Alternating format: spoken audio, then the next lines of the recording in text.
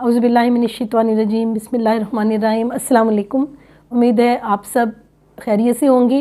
یہ رجب کا مہینہ ہے۔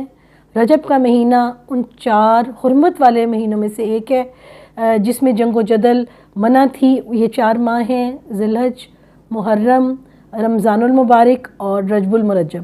تو رجب میں بہت سے اہم واقعات ہوئے۔ ہمارے پیارے نبی حضرت محمد صلی اللہ علیہ وسلم معراج پر 27 رجب کو اسماء میں گئے اور بہت ساری ہستیوں کی اس میں پیدائش ہوئی، بہت کا وصال ہوا۔ مثلاً حضرت امام نکی، حضرت معین الدین چشتی اجمیری، حضرت اویس کرنی، حضرت امام موسیٰ کاظم، حضرت فاطمہ بنت علی رضی اللہ تعالیٰ عنہ، ان سب کا جو ہے اور کئی ہستیوں کا اس میں وصال ہوا اور کچھ ہستیوں کی اس میں پیدائش ہوئی جن میں حضرت امام نکی، حضرت امام باقر اور حضرت امام علی کرم اللہ وجہہ شامل ہیں۔ تو حضرت علی کرم اللہ وجہہ کے بارے میں نبی پاک صلی اللہ علیہ وسلم نے فرمایا کہ یہ وہ ہستی ہیں کہ جو اللہ اور اس کے رسول سے محبت کرتے ہیں اور اللہ اور اس کا رسول ان سے محبت کرتا ہے۔ یہ دنیا میں اور آخرت میں میرے بھائی ہیں۔ حضرت علی کرم اللہ وجہہ دنیا اور آخرت میں میرا علم اٹھانے والے ہیں۔ تو اللہ تعالیٰ نے ان کی پیدائش کے لیے ایک بہت ہی خاص جگہ خانہ کعبہ کا انتخاب کیا، اور پہلی نظر جو انہوں نے دنیا میں ڈالی وہ ہستی کے لیے، اس ہستی کا بھی ایک خاص انتخاب کیا گیا، اور انہوں نے آنکھ تب کھولی جب نبی پاک صلی اللہ علیہ وسلم کا چہرہ مبارک ان کے سامنے تھا۔ تو ان کو بہت زیادہ فضائل حاصل ہیں۔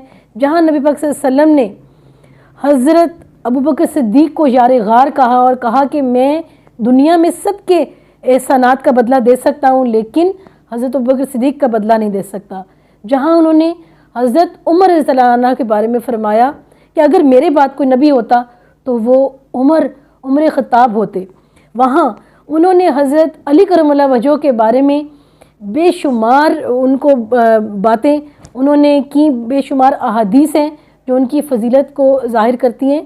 ایک بار نبی پاک صلی اللہ علیہ وسلم کے پاس ایک بنا ہوا پرندہ تھا اور انہوں نے یہ انتخاب اللہ پر چھوڑا کہ اے اللہ اس وقت تو اس کو میرے پاس بھیج، میرے ساتھ کھانا تناول کرنے کے لیے جس سے تو سب سے زیادہ محبت کرتا ہے۔ تو یہ دعا مانگنے کی دیر تھی کہ حضرت علی کرم اللہ وجہہ وہاں ظاہر ہوئے اور یہ کھانا ان کو نصیب ہوا۔ تو حضرت علی کرم اللہ وجہہ وہ ہستی ہیں کہ جن کے بارے میں ہمارے نبی صلی اللہ علیہ وسلم نے فرمایا کہ کوئی مومن ان سے بغض نہیں رکھے گا اور کوئی منافق علی سے محبت نہیں کرے گا۔ تو مومن اور منافق کی جو پہچان ہے وہ نبی پاک صلی اللہ علیہ وسلم نے اس کا ایک معیار خود بتایا۔ تو حضرت علی کرم اللہ وجہہ ان 4 اصحاب میں ہیں جن کو خلفائے راشدین کہتے ہیں، 10 مبشرہ میں ہیں، نبی پاک صلی اللہ علیہ وسلم کی آل بھی ہیں اور بیت رضوان کے لکھنے والے بھی ہیں، جو بدر کے ہیرو بھی ہیں کہ جنہوں نے بے شمار وہاں پر جو کفار کو خاتمہ کیا، جن کی تعداد 21-35 تک بھی بتائی جاتی ہے، اور جو باقی تمام غزوات احد کے جو ہے سپہ سالار کا بالکل رائٹ ہینڈ ہے۔ نبی پاک صلی اللہ علیہ وسلم نے ان کو جنگوں میں اپنا علم اٹھانے والا کہا اور نبی پاک صلی اللہ علیہ وسلم کے دست راست وہ رہے۔ اور غزوہ تبوک کے موقع پر حضرت علی کرم اللہ وجہہ جو ہے ان کو اپنے قائم مقام سربراہ کے طور پر نبی پاک صلی اللہ علیہ وسلم نے اس میں سکپ کیا، ان کو علاقے میں ان کو چھوڑا۔ تو حضرت علی کرم اللہ وجہہ نے واپس اسی پوائنٹ پر آ کر ان سے جنگ میں شمولیت کی اجازت چاہی اور کہا کہ مجھے یہ سعادت آپ نے کیوں نہیں دی۔ اس پر نبی پاک صلی اللہ علیہ وسلم نے فرمایا کہ آپ نے لوگوں کے بچوں کے املاک کی حفاظت کرنی ہے، کیا آپ اس بات پر راضی نہیں کہ آپ کو مجھ سے وہی نسبت ہے جو موسیٰ علیہ السلام کو ہارون علیہ السلام سے تھی؟ فرق یہ ہے کہ ان کے وہ نبی تھے اور میرے بعد کوئی نبی نہیں۔ اس پر حضرت علی کرم اللہ وجہہ جو ہے اپنی ڈیوٹی پر واپس چلے گئے، اس جنگ میں انہوں نے شرکت نہیں کی تھی۔ تو نبی پاک صلی اللہ علیہ وسلم نے فرمایا کہ وہ دنیا اور آخرت میں میرے بھائی ہیں، تو بہت بڑا اعزاز ہے ان کے لیے۔ تو اب ہم اپنی قرآن پاک کی تفسیر کا آغاز کرتے ہیں۔ آیت نمبر 243، کیا تم نے انہیں نہیں دیکھا جو ہزاروں کی تعداد میں تھے اور موت کے ڈر کے مارے اپنے گھروں سے نکل کھڑے ہوئے تھے؟ اللہ تعالیٰ نے انہیں فرمایا مر جاؤ، پھر انہیں زندہ کر دیا۔ بے شک اللہ تعالیٰ لوگوں پر بڑا فضل والا ہے، لیکن اکثر لوگ ناشکرے ہیں۔ اس میں اللہ تعالیٰ نے ایک نبی کے بارے میں واقعہ بیان کیا ہے جن کا نام ہے حضرت حزقیل علیہ السلام۔ ان کو ذوالکفل بھی کہتے ہیں، الکفل بھی کہتے ہیں، اذکفل بھی کہتے ہیں، یہ سب انہی کے نام ہے، اذکفل، ذوالکفل، الکفل یا حزقیل علیہ السلام۔ تو ان کا یہ واقعہ ہے، یہ بنی اسرائیل کا واقعہ ہے۔ تو جو ہے ایک دفعہ حضرت حزقیل علیہ السلام ایک جگہ سے گزرے تو انہوں نے دیکھا کہ ایک بڑے میدان میں بے شمار ہزاروں کی تعداد میں ہڈیوں کے ڈھانچے پڑے ہیں اور بالکل ڈھانچے محفوظ ہیں۔ ان کے ارد گرد ایک باڑ لگی ہے جو اللہ نے حفاظت کے طور پر بنا دی تھی۔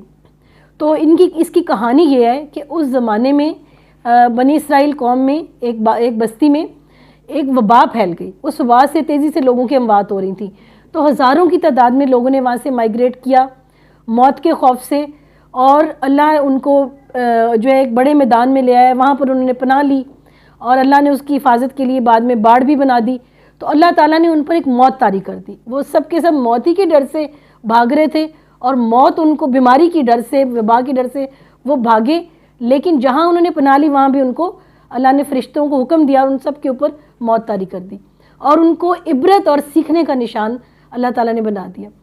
حضرت حزقیل علیہ السلام نے جب یہ سب دیکھا تو انہوں نے اللہ تعالیٰ سے دعا کی کہ ان سب کو واپس اسی طرح کے انسان بنا دے، ان کی ان ہڈیوں پر گوشت پوست لباس سب کچھ جو ہے اسی طرح واپس آ جائے۔ تو اللہ کے اذن سے حضرت حزقیل علیہ السلام نے حکم دیا اور وہ سب کے سب جو ہے ان کے اوپر گوشت پوست واپس آ گیا۔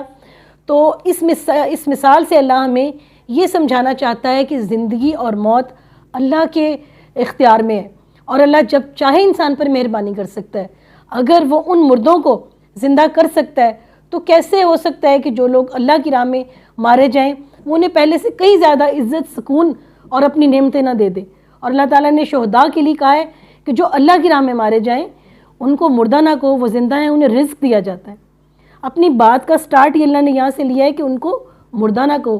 آپ نہیں جانتے کہ موت تو آتی ہے مگر روح کو تو موت نہیں آتی، روح تو کوئی ویزیبل چیز نہیں ہے، نہ ٹچیبل چیز ہے۔ تو روحانی طور پر وہ لوگ زندہ ہوتے ہیں اور اتنے زیادہ خوشی میں ہوتے ہیں، وہ دنیا میں واپس نہیں آنا چاہتے۔ اللہ انہیں اتنا مقام اور نعمتیں نواز دیتا ہے۔ تو اس سے اللہ تعالیٰ ہمیں یہ انکریج کر رہا ہے کہ اللہ کی راہ میں جہاد کرو اور کسی طرح کا خوف اپنے اوپر طاری نہ کرو۔ اس کی اگلی آیت میں ہی جہاد کا حکم آتا ہے، اللہ کی راہ میں جہاد کرو اور جان لو کہ اللہ تعالیٰ سنتا اور جانتا ہے۔ تو اللہ تعالیٰ علم رکھتا ہے، اللہ تعالیٰ جانتا ہے، اس لیے حق اور باطل کا جب سامنے ہو تو آپ حق کے لیے کھڑے ہوں، اپنی حکمت کے ساتھ اس حق کے لیے جو ہے ہر کس قربانی دیں، کسی بھی قربانی سے دریغ نہ کریں، اور موت کا خوف آپ کو سیدھے راستے پر چلنے سے نہ روک دے۔ تو انشاءاللہ باقی ہم انشاءاللہ نیکسٹ لیکچر میں ڈسکس کریں گے۔ اللہ حافظ۔